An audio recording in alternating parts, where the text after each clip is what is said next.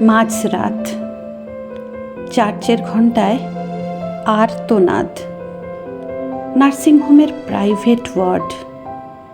জেগে আছি আজ 11 রাত। কারা যেন কথা বলে যায় অনর্গল। কথা শেষে মিথ্যে হয় ফলাফল। আমিও স্মৃতির স্রোতে সংলাপ দিই ভাসিয়ে।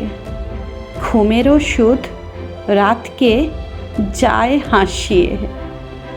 নিজের সাথে আজ হোক কথা, নাড়ি টিপে খুঁজে দেখি শেষ ব্যথা। কেউ ঢুকলো কেবিনে?